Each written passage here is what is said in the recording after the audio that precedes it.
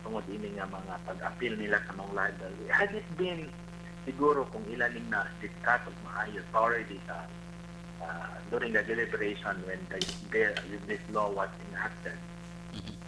Siguro mas daghan pag-insight, and in fact we could have a better law with respect to libel.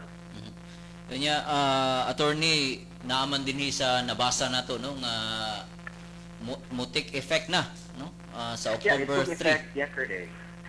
Yeah. So kana daghan mang mga grupo attorney nga nagpasangat og mga petition niini ngadto sa Supreme Unless, of Court. course, they can get a PR or then it will not take effect. But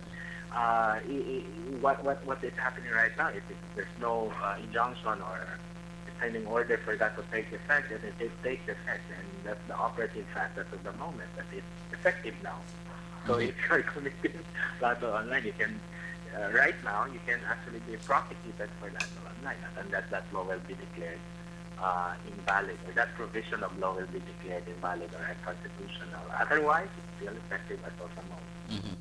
Attorney, being the legal counsel sa Cebu Blogger Society, Yeah, advisory. unsa may mga changes sa organization in relation to online libel? What changes? I'm sorry.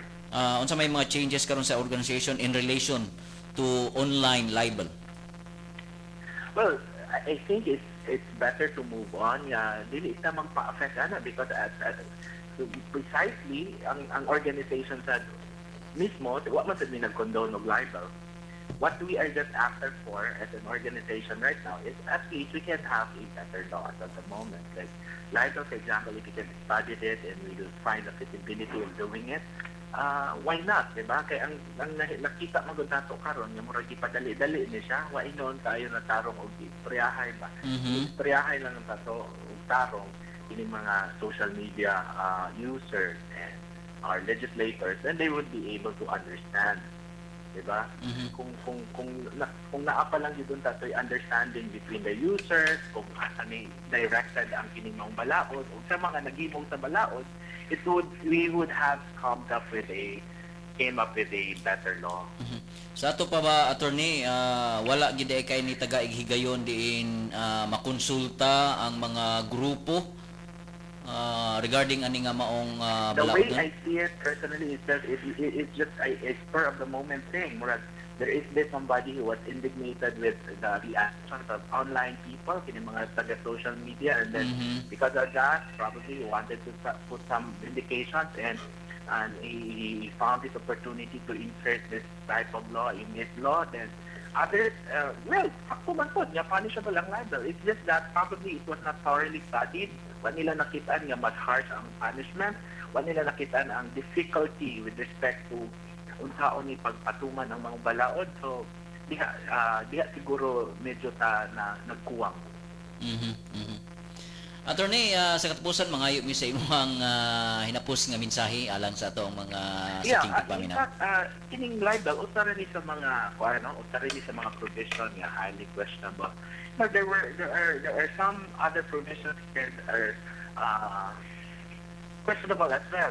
Una na diha is kining pag-aatag nila authority dito to take down the website or the post or the computer system without even the benefit of a warrant. And then yung ba automatic lang, why due process? So di na pwede, pareho ra magunag. Kung imong una pareho ra nag imong gipahunong og print ang newspaper because ang printa nila og libel statement, imo sila pohunong og printa.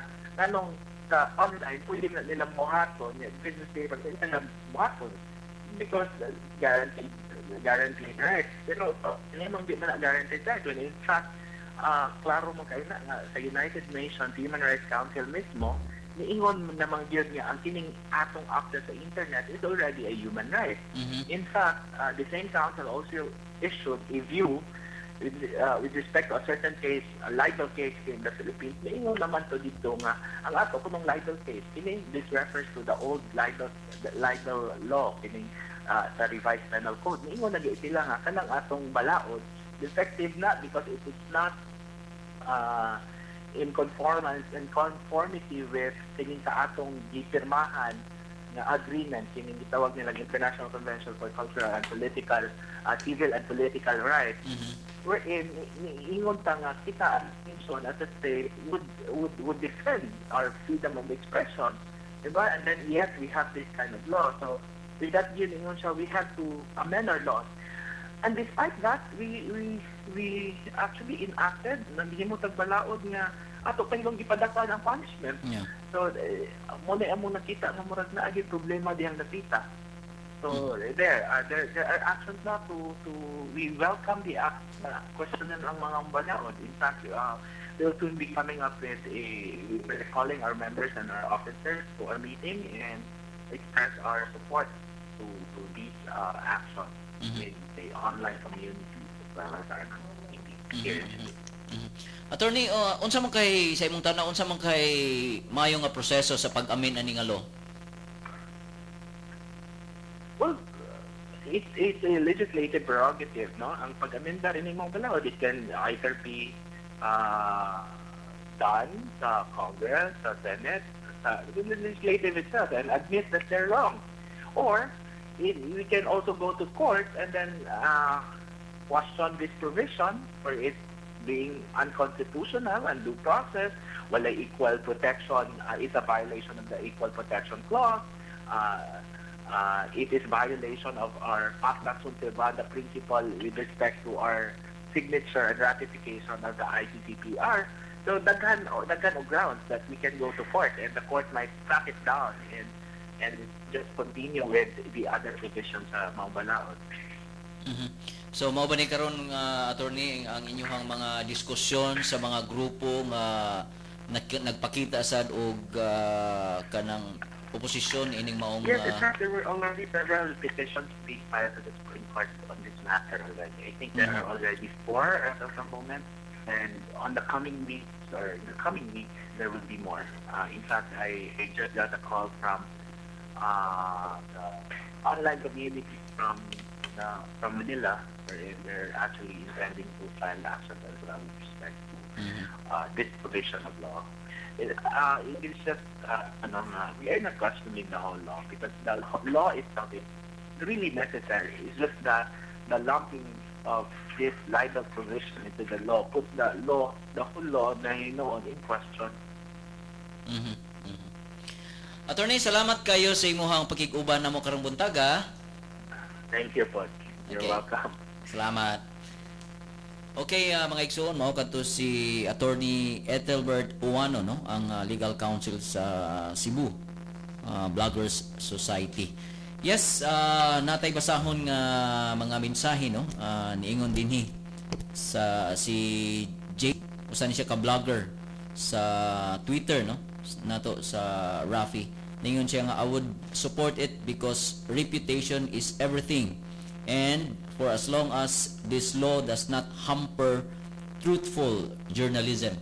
So, mo ni Ma'am Nance, no, ang iyang mga komento. Napailain, September 28 is Black Friday, a day of protest against cybercrime law. Netizens black out their profiles to support Black Friday as well as wearing black and putting black ribbons across the web. So mo ni ang mga nisuporta, no, Ma'am Nance, mensahe gikan ni JP or JC, no. All right. So yes, Ma'am Nance, nakay kadugang sa kang attorney, no, sa imosang pagtan-aw sa iyahang mga kanang gipanulti apan sa dili pa, Ma'am Nance, atong dasigon ang atong mga kaigsuunan, no, sa pagpadangat sa ilahang mga mensahe o baka sa ilang comments. Pinagi sa to ang pagtuki hotline sa numero 256-1679 o baka sa 255-5754 o baka ipadala ang ilang mga mensahe sa atong pagtuki mobile sa numero 0920-415-3307 o baka sa numero 0932-859-5919. Apan sa dili pa, Ma'am Nance, mo break on na ta lang sa pila ka mga mensahe. Kay ibaw mo nga 77% sa mga internet users kung mabasa og blogs, Matod sa blog directory nga Tecnorate, adunay 133 ka milyon ka mga blog sa tibuok kalibutan. Ang blog usa ka plataporma nga makahataw og nagkadayang impormasyon ug natala kini sa internet o blog site. Ako si Pagtupi Chrisley, naghatod ng mga gagmay kaalam.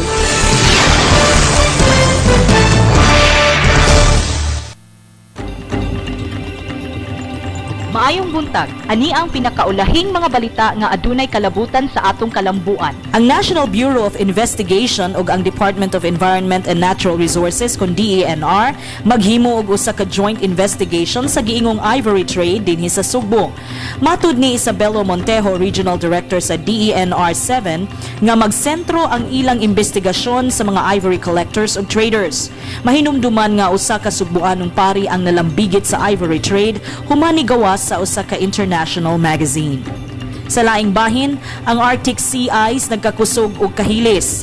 Matod sa mga scientists kini tungod sa nagkagrabing global warming. Ang paghilis sa Arctic Sea posibleng senyales sa mga kalamidad sama sa heatwaves o grabing bagyo sa tibuok kalibutan.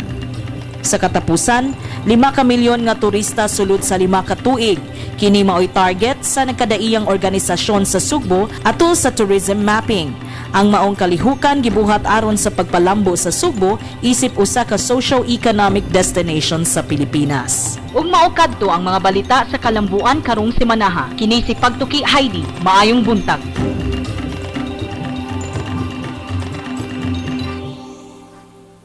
Paring Vic, long time no see. Asa man ka gatrabaho karon? Pre, ikaw man dahi na. Katrabaho ko sa kumpanya sa Saudi Arabia. Bago pa lang ko nauli aron mo bukasyon. Nindota good. Unsa may nahuman nimo? Eskwela ko og computer hardware servicing nga TASTA certified sa USJR Recoletos Industrial and Technological Training Center. Wala na ko damha pre.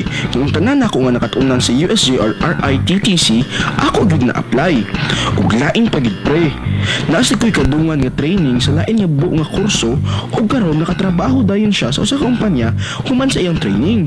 Nga una, mo enroll na pad ko karon og lain nga kurso samtang ni bakasyon ko para akong magamit sa akong kumpanya pre. Nindota good ana. Unsa pa may laing short courses na ilang gi-offer kay aron mo eskwela ko? Ang USJR RITTC adunay 14 nga TASDA certified program nga imong mapilian karon. Sama sa medical transcription, computer programming, bread and pastry production, dressmaking ug uban pa nga hindi man kaayo karon. Hala no? Moto niya gyud ko sa USJR RITTC aron mangayo ko og requirement. Sige, salamat ha. Alang sa dugang kasayuran, may tungod sa mga mubong kurso nga gidalit sa USJR Recoletos Industrial and Technological Training Center na himong matawag sa numerong 354-8405 o sa cellphone number na numerong 0917-632-0576. Mugahin gyud ko og oras bisan sa akong kabisi sa trabaho alang sa Brigada Eskwela sa City Savings Bank. Maayo na lang ang akong pagpamintal ug panglimpyo sa mga tunghaan magkatabang sa mga bata. Usahay, kapuyon ko sa Brigada Eskwela, kinaay mga lagyo nga mga tukaan.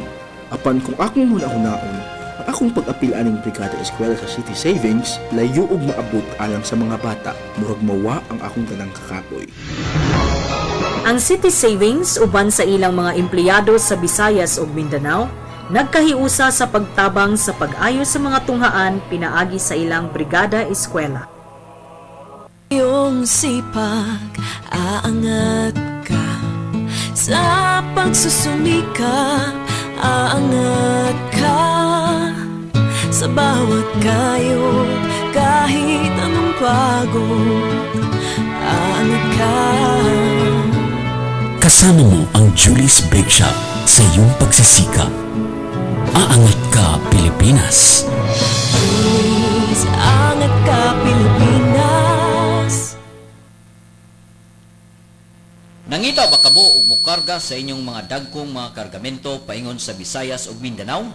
Ang Gothong Southern mao'y tubag sa inyong panginahanglan. Ang ilang biyahe gikan sa Cebu paingon sa Manila kay matag Miyerkules, Sabado ug Domingo. Ug paingon sa Cagayan matag Lunes, Huwebes ug Sabado. Samtang paingon sa Tacloban kay matag Sabado. Ang ilang Manila to Cebu nga biyahe matag Miyerkules, Huwebes ug Sabado. Samtang Manila to Tagbilaran o Tacloban matag Miyerkules o Huwebes, samtang Manila to Cagayan matag Martes, Huwebes o Sabado.